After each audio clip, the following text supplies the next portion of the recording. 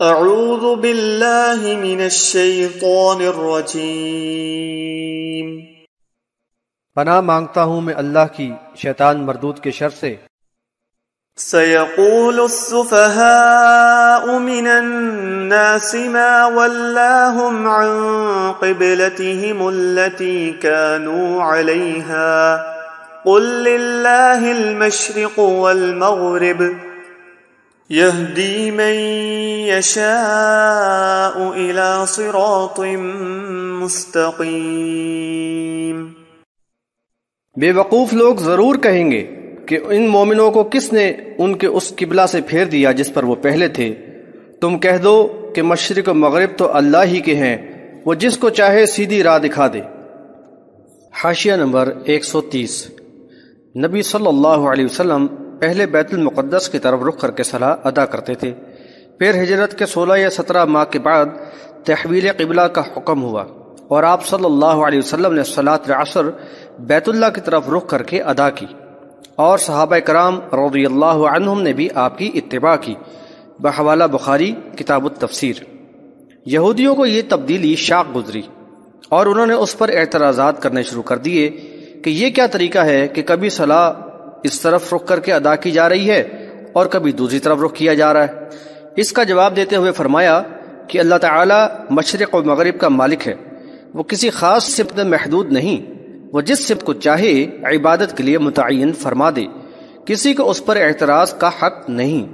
عبادت کے لیے سمت کا تعین کا مقصد انسان کو نظم و ضبط کا پابند بناتے ہوئے ان کے طریقہ عبادت میں ہم آہنگی اور یکسانیت پیدا کرنا ہے اور اس طرح ان کو راہ ہدایت پر رکھنا ہے۔ یہ مضمون آیت نمبر 115 میں آ چکا ہے اور وہاں بھی کچھ وضاحت کی گئی ہے۔ البتہ ایک بات قابل ذکر ہے، یہاں بتایا گیا ہے کہ بیت المقدس کی طرف صلاح ادا کرنے کا حکم بھی اللہ ہی نے دیا تھا، لیکن یہ قرآن میں نہیں۔ دراصل یہ حکم اس وحی کے ذریعے تھا جو اللہ کے رسول صلی اللہ علیہ وسلم پر قرآن کے علاوہ نازل ہوتی تھی۔ وَكَذَلِكَ جَعَلْنَاكُمْ أُمَّةً وَسَطًا لِتَكُونُوا شُهَدَاءَ عَلَى النَّاسِ وَيَكُونَ الرَّسُولُ عَلَيْكُمْ شَهِيدًا وَمَا جَعَلْنَا الْقِبْلَةَ الَّتِي كُنتَ عَلَيْهَا إِلَّا لِنَعْلَمَ مَن يَتَّبِعُ الرَّسُولَ مِمَّن ينقلب على عقبيه وإن كانت لكبيرة إلا على الذين هدى الله وما كان الله ليضيع إيمانكم إن الله بالناس لرؤوف رحيم۔ اور اسی طرح ہم نے تم کو امت وسط یعنی بہترین امت بنایا ہے تاکہ تم لوگوں پر گواہ بنو اور رسول تم پر گواہ ہوں، اور وہ قبلہ جس پر تم پہلے تھے ہم نے صرف اس لیے مقرر کیا تھا تاکہ ہم دیکھ لیں کہ کون رسول کی پیروی کرتا ہے اور کون الٹا پھر جاتا ہے، اور ہر چند کہ یہ بات دشوار تھی مگر ان پر نہیں جن کو اللہ نے ہدایت دی ہے۔ اللہ تمہارے ایمان کو ضائع نہیں کرے گا، بے شک اللہ لوگوں پر شفیق و رحیم ہے۔ حاشیہ نمبر 131۔ اللہ کے آخر رسول صلی اللہ علیہ وسلم کی امت کو امت وسط بنایا گیا، یعنی عدل و قسط پر قائم رہنے والی بہترین امت قرار دیا گیا۔ اس منصب کا تقاضا ہے کہ وہ شہادت حق کی ذمہ داری پوری کریں، دنیا میں امر بالمعروف اور نہی عن المنکر کے ساتھ اقامت دین کے کام کو آگے بڑھائیں اور روز آخرت اس پر گواہ بنیں اور رسول صلی اللہ علیہ وسلم ان پر گواہ ہوں۔ اس کے علاوہ یہ جو فرمایا کہ تم لوگوں پر گواہ بنو، اس سلسلے میں ابو سعید خدری رضی اللہ عنہ کی روایت بھی بڑی اہم ہے۔ رسول صلی اللہ علیہ وسلم نے فرمایا کہ قیامت کے روز نوح علیہ السلام کو بلایا جائے گا، وہ آ کر کہیں گے اے رب میں حاضر ہوں۔ اللہ تعالیٰ فرمائے گا کیا تم نے ہمارے احکامات کو پہنچا دیا تھا؟ وہ کہیں گے کہ جی ہاں۔ پھر ان کی امت سے پوچھا جائے گا کیا انہوں نے تم کو دین پہنچایا تھا؟ وہ کہیں گے کہ ہمارے پاس کوئی ڈرانے والا نہیں آیا۔ اللہ تعالیٰ نوح علیہ السلام سے فرمائے گا کہ تمہارا گواہ کون ہے؟ وہ کہیں گے کہ محمد صلی اللہ علیہ وسلم اور ان کی امت۔ اس وقت وہ نبی صلی اللہ علیہ وسلم کے امتی گواہی دیں گے کہ بے شک نوح علیہ السلام نے احکامات پہنچا دیے تھے اور رسول اللہ صلی اللہ علیہ وسلم ان پر گواہی دیں گے۔ اللہ تعالیٰ کے اس فرمان کا یہی مطلب ہے۔ بحوالہ بخاری کتاب التفسیر، حاشیہ نمبر 132۔ نبی صلی اللہ علیہ وسلم اور صحابہ کرام رضی اللہ عنہم کے بیت المقدس کی طرف صلاح ادا کرنے میں بلا شبہ مومنوں کے ایمان کی آزمائش تھی، جس میں وہ پورے اترے۔ بیت اللہ سے عقیدت و وابستگی کے باوجود کسی نے بھی بیت المقدس کی طرف رخ کر کے صلاح ادا کرنے میں ذرا بھی پیش و پیش نہ کیا۔ ایسے موقع پہ قلب و ذہن کے خفیہ گوشوں میں موجود قومی عصبیت اور انانیت بھی ابھر آتی ہے اور کھرے اور کھوٹے کی پہچان آسان ہو جاتی ہے۔ ایمان میں یکسوئی کے لیے قلب و ذہن کو ایسے جراثیم سے پاک کر دینا ضروری ہے۔ بہرحال صحابہ کرام رضی اللہ عنہم نے سمع و طاعت کا بہترین نمونہ پیش کر دیا۔ بعض ذہنوں میں یہ اشکال پیدا ہوا کہ تحویل قبلہ سے پہلے جو صلاۃ ادا کی گئی وہ ضائع ہو گئی، ان کا اجر نہ ملے گا۔ اس کا جواب دیا گیا کہ اللہ تعالیٰ کسی مومن کے اعمال ضائع کرنے والا نہیں، یہ بات اس کے شان رحیم کے خلاف ہے۔ پہلا حکم بھی اسی نے دیا تھا اور یہ دوسرا حکم بھی اسی کی طرف سے ہے۔ قد نرى تقلب وجهك في السماء فلنولينك قبلة ترضاها فول وجهك شطر المسجد الحرام وحيث ما كنتم فولوا وجوهكم شطره وَإِنَّ الَّذِينَ أُوتُوا الْكِتَابَ لَيَعْلَمُونَ أَنَّهُ الْحَقُّ مِنْ رَبِّهِمْ وَمَا اللَّهُ بِغَافِلٍ عَمَّا يَعْمَلُونَ۔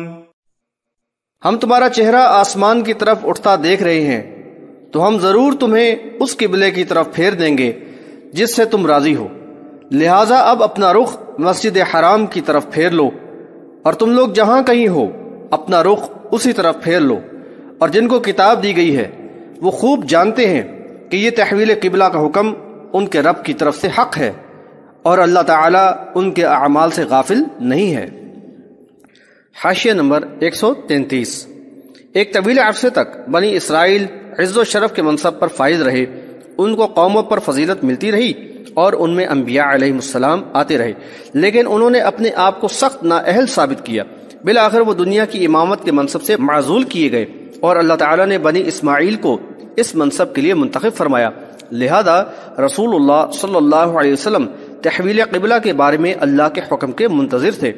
نبی صلی اللہ علیہ وسلم کا بار بار آسمان کی طرف نگاہ کرنا اسی خواہش کا اظہار اور اپنے رب سے التجا کا انداز تھا۔ اللہ تعالیٰ نے قبولیت عطا فرمائی اور تحویل قبلہ کا یہ حکم صادر ہوا۔ مسجد حرام کو قبلہ قرار دے دیا گیا اور حکم ہوا کہ جہاں بھی ہو وہیں رخ تبدیل کر لو۔ چنانچہ رسول اللہ صلی اللہ علیہ وسلم نے صلاۃ العصر بیت اللہ کی طرف رخ کر کے ادا کی۔ ایک مسجد میں جب یہ حکم سنایا گیا تو اس وقت وہاں صلاۃ ادا کی جا رہی تھی، لوگوں نے حالت رکوع ہی میں رخ تبدیل کر لیا، یعنی شمال سے جنوب کی طرف پھر گئے، اور یہ مسجد قبلتین کہلائی، یعنی وہ مسجد جہاں ایک ہی صلاح دو قبلوں کی طرف رخ کر کے ادا کی گئی۔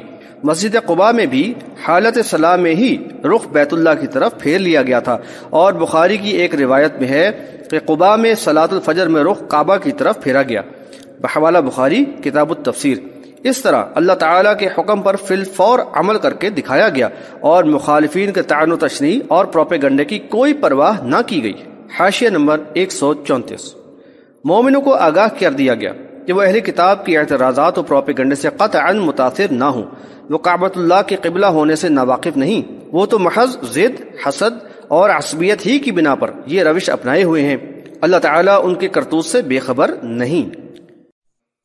وَلَئِنْ أَتَيْتَ الَّذِينَ أُوتُوا الْكِتَابَ بِكُلِّ آيَةٍ مَا تَبِعُوا قِبْلَتَكَ وَمَا أَنْتَ بِتَابِعٍ قِبْلَتَهُمْ وَمَا بَعْضُهُمْ بِتَابِعٍ قِبْلَةَ بَعْضٍ وَلَئِنِ اتَّبَعْتَ أَهْوَاءَهُمْ مِنْ بعد ما جاءك من العلم إنك إذا لمن الظالمين۔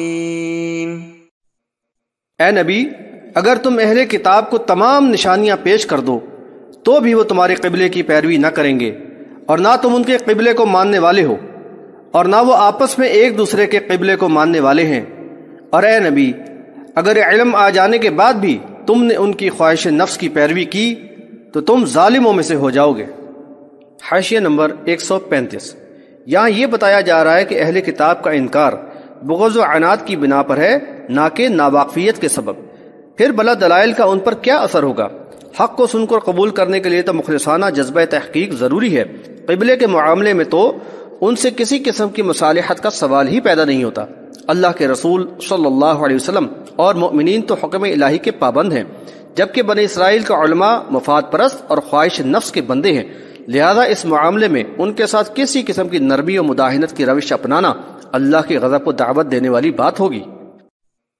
الذين آتيناهم الكتاب يعرفونه كما يعرفون أبناءهم وإن فريقا منهم ليكتمون الحق وهم يعلمون۔ جن کو ہم نے کتاب دی ہے وہ انہیں یعنی نبی کو اس طرح پہچانتے ہیں جیسے کہ اپنے بیٹوں کو پہچانتے ہیں، اور ان میں سے ایک گروہ دانستہ حق کو چھپاتا ہے۔ حاشیہ نمبر 136۔ تورات اور انجیل میں رسول اللہ صلی اللہ علیہ وسلم کی بعثت کی واضح نشانیاں موجود ہیں، چنانچہ اہل کتاب کی آخری رسول صلی اللہ علیہ وسلم کو پہچان لینے میں کوئی دشواری حائل نہیں۔ وہ تو آپ صلی اللہ علیہ وسلم کو بخوبی پہچانتے ہیں، بالکل ایسے ہی جیسے وہ اپنے بچوں کو پہچانتے ہیں۔ اپنی اولاد کو پہچان لینے میں کوئی ذرا بھی شک نہ کرے گا۔ اب یہ اور بات ہے کہ دعوت حق کو قبول کرنا ان کی خواہشات نفس کے خلاف ہے، لہذا ان کے علماء کا ایک گروہ جانتے بوجھتے حق کو چھپا رہا ہے اور لوگوں کو گمراہ کر رہا ہے، حالانکہ ان میں عبداللہ بن سلام رضی اللہ عنہ جیسے عالم بھی ہیں جنہوں نے انہی دلائل کی بنا پر پوری تحقیق کے بعد اطمینان قلب کے ساتھ دین اسلام کو قبول کر لیا۔ الحق من ربك فلا تكونن من الممترین۔ حق تو تمہارے رب کی ہی طرف سے ہے، لہذا تم شک کرنے والوں میں سے نہ ہونا۔ حاشیہ نمبر 137۔ مسلمانوں کو آگاہ کیا جا رہا ہے کہ وہ اہل کتاب کے انکار و ہٹ درمی سے متاثر نہ ہوں۔